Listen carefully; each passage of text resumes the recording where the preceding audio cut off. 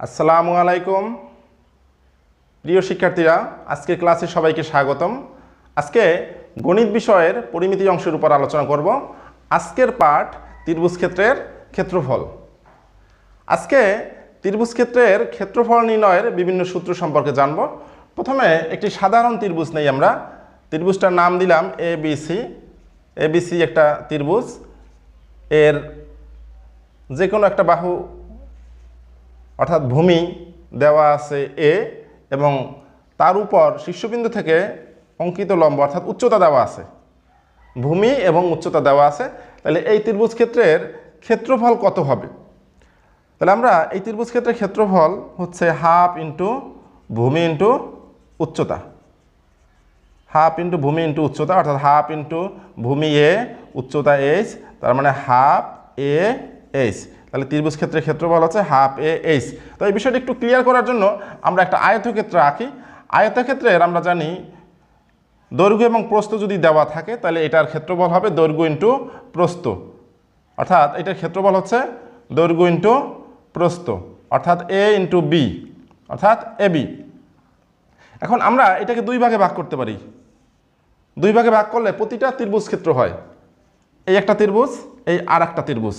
তাহলে প্রথম ত্রিভুজটার ক্ষেত্রফল হাফ এ বি, দ্বিতীয় ত্রিভুজটার ক্ষেত্রফল হাফ এ বি। যেহেতু এটা একটা আয়তক্ষেত্র, তো যোগ করলে এ বি হয়, অর্থাৎ একটা আয়তক্ষেত্র থেকে দুইটা ত্রিভুজ ক্ষেত্র হয়। তো এভাবে আমরা মনে রাখতে পারি যে যেহেতু একটা আয়তক্ষেত্র থেকে দুইটা ত্রিভুজ ক্ষেত্র হয়, অতএব আয়তক্ষেত্রের ক্ষেত্রফল দৈর্ঘ্য ইন্টু প্রস্থ হইলে ত্রিভুজ ক্ষেত্রের ক্ষেত্রফল হবে তার অর্ধেক। অর্থাৎ এখানে ভূমি আর উচ্চতা যদি দেওয়া থাকে তাহলে ত্রিভুজ ক্ষেত্রের ক্ষেত্রফল হবে হাফ ইন্টু ভূমি ইন্টু উচ্চতা, অর্থাৎ হাফ এ এইচ। তো এবারে আমরা একটা সমকোণী ত্রিভুজের, এটা হয়তো যে কোনো সাধারণ ত্রিভুজের ক্ষেত্রে আমরা দেখলাম। সমকোণী ত্রিভুজের ক্ষেত্রে, সমকোণী ত্রিভুজ, সমকোণী ত্রিভুজ, সমকোণী ত্রিভুজের ক্ষেত্রফল নির্ণয় করব। আমরা একটা সমকোণী ত্রিভুজ আঁকি প্রথমে, অর্থাৎ এই একটা ত্রিভুজ এ বি সি একটা ত্রিভুজ। এই ত্রিভুজের যদি একটা কোণ সমকোণ থাকে মানে 90 ডিগ্রি থাকে, এই ত্রিভুজের যে কোনো একটা কোণ যদি 90 ডিগ্রি থাকে তাহলে এইটাকে বলা হয় সমকোণী ত্রিভুজ। আমরা মনে করলাম এইটার দুইটা বাহু দেওয়া আছে, সমকোণ সংলগ্ন দুইটা বাহু, সমকোণ সংলগ্ন দুইটা বাহু এ এবং অপরটা আমরা নিলাম বি, দুইটা বাহু দেওয়া আছে। তাহলে আমরা ত্রিভুজের ক্ষেত্রফলে আমরা জানি যে হাফ ইন্টু ভূমি ইন্টু উচ্চতা, ভূমি ইন্টু উচ্চতা, এটা আমরা এইমাত্র জানলাম। তো সেখান থেকে আমরা যদি বিসিকে ভূমি ধরি, বিসিকে ভূমি ধরি, তাহলে এই ত্রিভুজের উচ্চতা দেওয়া নাই কিন্তু সমকোণ সংলগ্ন দুইটা বাহু দেওয়া আছে। তাহলে একটা বাহুকে ভূমি ধরলাম, অপর বাহুটা আসলে তাহলে উচ্চতা, কারণ যেহেতু এটা সমকোণ হইতে হইলে এই বাহুর উপর এটা লম্ব হইতে হবে। তার মানে এইটা এবিটা হচ্ছে, এবি হচ্ছে উচ্চতা। তাহলে আমরা এখানে উচ্চতা যেহেতু এবি তাহলে এটা লিখতে পারি। তাহলে সমকোণী ত্রিভুজের ক্ষেত্রফল হাফ এ বি, অর্থাৎ সমকোণ সংলগ্ন বাহুদ্বয় যদি দেয়া থাকে তাহলে ওই বাহুদ্বয়ের গুণফলের অর্ধেক হচ্ছে সমকোণী ত্রিভুজের ক্ষেত্রফল। তো এবারে আমরা আসি যে ত্রিভুজের দুই বাহু এবং এদের অন্তর্ভুক্ত কোণ দেওয়া আছে। এইরকম একটা ত্রিভুজ, দুই বাহু এবং অন্তর্ভুক্ত কোণ দেওয়া আছে, দুই বাহু এবং অন্তর্ভুক্ত কোণ দেয়া আছে। দেয়া থাকলে সেক্ষেত্রে কীরকম হবে? যে কোনো একটা ত্রিভুজ আমরা নেই, এ বি সি একটা ত্রিভুজ নিলাম আমরা, এ বি সি এই একটা ত্রিভুজ। তো যে কোনো দুইটা বাহু আমরা ধরে নিলাম। প্রথমে মনে করলাম এ বাহু দেওয়া আছে, এ কোণের বিপরীত বাহু এ, আর বি কোণের বিপরীত বাহু আমরা নিলাম বি। তাহলে দুইটা বাহু দেওয়া আছে এবং এই বাহুদ্বয়ের অন্তর্ভুক্ত কোণ আমরা আলাদা নাম দিলাম না, সি কোণ দেওয়া আছে। তাহলে দুইটা বাহু কি কি দেওয়া আছে? দুইটা বাহু দেওয়া আছে এ বি এবং এদের অন্তর্ভুক্ত কোণ সি দেওয়া আছে। তাহলে এই ত্রিভুজটার ক্ষেত্রফল নির্ণয় করব কিভাবে? উচ্চতা দেওয়া নাই, এই ত্রিভুজের উচ্চতা দেওয়া নাই, বা এটা সমকোণী ত্রিভুজ এরকমেরও কিছু বলা নাই। এক্ষেত্রে এই ত্রিভুজের ক্ষেত্রফলটা কিভাবে বের করব? তো আমরা সুবিধার্থে আমরা একটা কাজ করি, এখানে শীর্ষবিন্দু থেকে, যে কোনো একটা শীর্ষবিন্দু থেকে এই বাহুর উপর যে দেওয়া আছে সেই বাহুর উপর আমরা একটা লম্ব আঁকি। তো এইটা হচ্ছে উচ্চতা, এটা উচ্চতা। তাহলে আমরা ত্রিভুজের ক্ষেত্রফল আমরা জানি, ত্রিভুজের ক্ষেত্রফল সমান হাফ ইন্টু ভূমি ইন্টু উচ্চতা। তাহলে এখানে আমরা মনে করলাম হাফ ইন্টু ভূমি হলো এ বিসি, ভূমি হলো এখানে বিসি ইন্টু উচ্চতা। উচ্চতা আমরা এখানে যেহেতু কোনো বিন্দু দেই নাই, এইচি লিখে দিই, এখানে উচ্চতা দেওয়া আছে এইচ। এবার আমি এইচের মানটা প্রতিস্থাপন করব। ভূমি হাফ, এটা হচ্ছে এ এইচ। তাহলে এইচের মানটা আমরা কিভাবে বের করতে পারি? আমরা ত্রিকোণমিতির একটু সাহায্য নিই। তো আমরা যদি ত্রিকোণমিতি থেকে যাই, তাহলে এটা একটা সমকোণী ত্রিভুজ, এটা একটা সমকোণ। তাহলে সমকোণের বিপরীত বাহু দেওয়া আছে, সমকোণের বিপরীত বাহু, তাহলে এটা হলো অতিভুজ।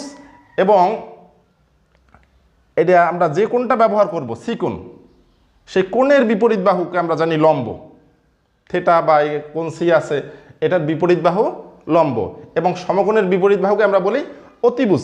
তাইলে লম্ব এবং অতিভুজের সম্পর্কটা কি? ত্রিকোণমিতিক অনুপাত লম্ব এবং অতিভুজ, এটা হচ্ছে আমরা বলতে পারি সাইন সি, সি কোণের সাইন। তো সাইন সি এটা হচ্ছে লম্ব কত?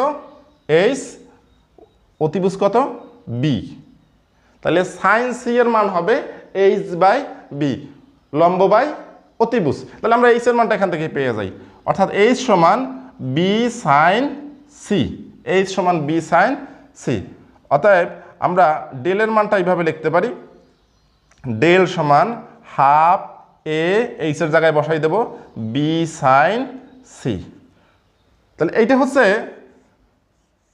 ত্রিভুজের ক্ষেত্রফল, যে ত্রিভুজের যে কোনো দুইটা বাহু দেওয়া আছে এবং তাদের অন্তর্ভুক্ত কোণ, ওই বাহুদ্বয়ের অন্তর্ভুক্ত কোণ যদি দেওয়া থাকে সেক্ষেত্রে আমরা ক্ষেত্রফল নির্ণয় করতে পারবো। এখানে যে ক্ষেত্রফলটা বের করলাম সেটা half A B sign C. একটা বিষয় খেয়াল করি, এখানে যদি এ বি হয় অ্যাঙ্গেলটা হবে সি কোণের সাইন, সি কোণের সাইন। তাহলে একইভাবে যদি আমরা এখানে এ বি এটা না দেওয়া থাকে, দেওয়া থাকলো এ এবং সি, এ দেওয়া আছে সি দেওয়া আছে, তাহলে তাদের অন্তর্ভুক্ত কোণ হবে বি। তাহলে এই ক্ষেত্রে ত্রিভুজের ক্ষেত্রফলটা কি হবে? এইটা অনুসারে আমরা লিখতে পারি, এইটা অনুসারে আমরা লিখব। তাহলে ত্রিভুজের ক্ষেত্রফল, এ বাহু দেওয়া আছে, সি বাহু দেওয়া আছে এবং এদের অন্তর্ভুক্ত কোণ বি দেওয়া আছে, সেক্ষেত্রে কি হবে? সেক্ষেত্রে ত্রিভুজের ক্ষেত্রফল হবে হাফ সি এ, সিটা ছোট হাতের, সি এ সাইন বি, এরকম হবে। ওই বাহু দুইটার গুণফল হাফ ইন্টু ওই বাহুদ্বয়ের গুণফল ইন্টু এদের অন্তর্ভুক্ত কোণের সাইনের গুণফল। তো আবার যদি এইরকম দেওয়া থাকে যে বি বাহু দেওয়া আছে, সি বাহু দেওয়া আছে এবং এদের অন্তর্ভুক্ত কোণ হচ্ছে এ, এইরকম যদি দেওয়া থাকে সেক্ষেত্রে ডেলের মান হবে হাফ বি সি এবং ওদের অন্তর্ভুক্ত কোণ এ, half B C into sine A. এই হলো দুইটা বাহু দেওয়া আছে এবং এদের অন্তর্ভুক্ত কোণ দেওয়া আছে, এই রকমের ক্ষেত্রে ত্রিভুজ ক্ষেত্রের ক্ষেত্রফল নির্ণয়ের সূত্র। এবার আমরা তিনটা বাহু দেওয়া আছে, কোনো কোণ দেওয়া নাই, সেক্ষেত্রে আমরা ক্ষেত্রফল কিভাবে বের করবো সেটা জানবো।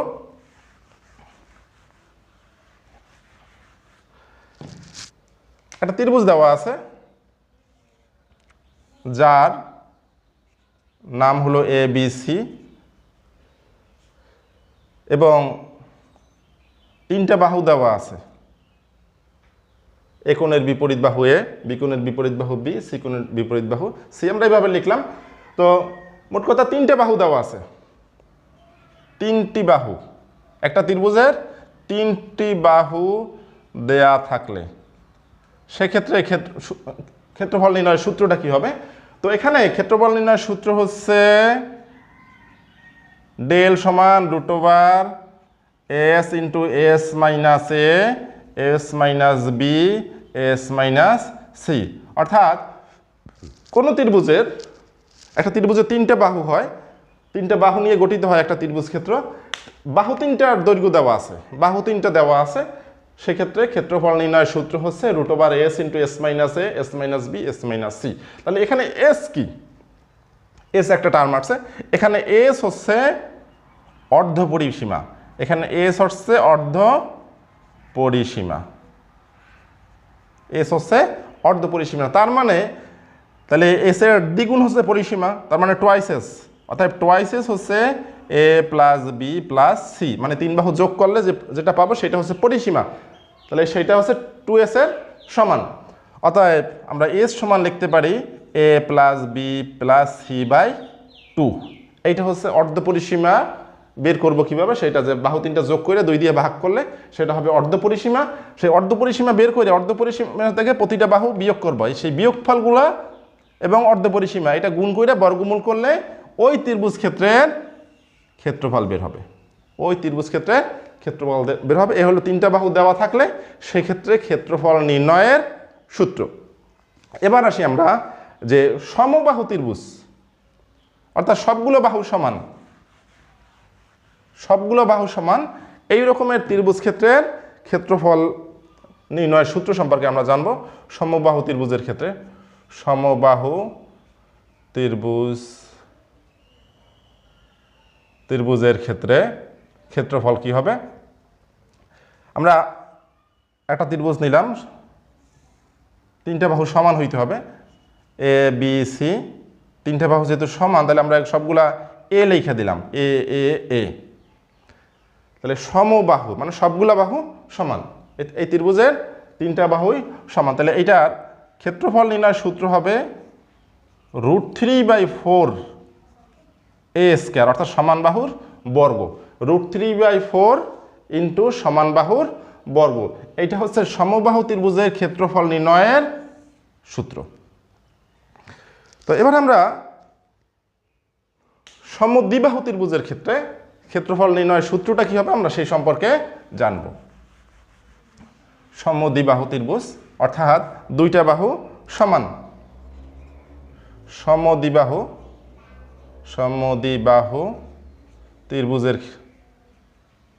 ত্রিভুজের ক্ষেত্রে ক্ষেত্রফলটা কীরকম হবে। আমরা একটা ত্রিভুজ নিলাম, ত্রিভুজটার নাম ABC, এর সমান সমান বাহু সেটা যদি এ হয়, এ এবং বি দুই ধরনের বাহু, এখানে দুইটা বাহু সমান, এই ত্রিভুজের দুইটা বাহু সমান AB এবং AC। এখানে AB সমান AC, এই দুইটা সমান, এইটা সমান A আর BC সমান B। তো তার মানে দুইটা বাহু যেহেতু সমান, এই ত্রিভুজটার নাম হলো সমদ্বিবাহু ত্রিভুজ। এই ত্রিভুজের ক্ষেত্রফল এইটা সমান হবে অসমান বাহু যেটা আছে, অসমান বাহু মানে b/4 √4 × সমান বাহুর বর্গ 4a² মাইনাস এই অসমান বাহু যেটা আছে সেইটার বর্গ, অর্থাৎ ডেল হচ্ছে b/4 × 4a² মাইনাস b²। যদি এখন এরকমের হয় যে সমান সমান বাহুটা আমরা এ না ধরি, অন্য কিছু যদি ধরি, যেমন যদি বি ধরি, ত্রিভুজটা একটু আবার রাখি,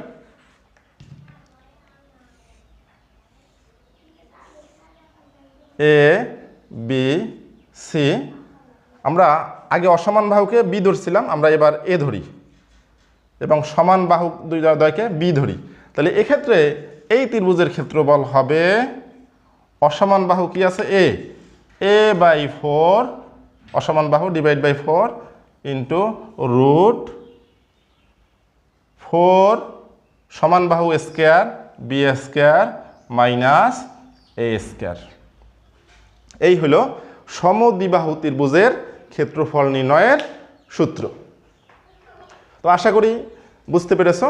তো আজকের ক্লাসে আমরা ত্রিভুজ ক্ষেত্রের ক্ষেত্রফল নির্ণয়ের সূত্র সম্পর্কে জানলাম।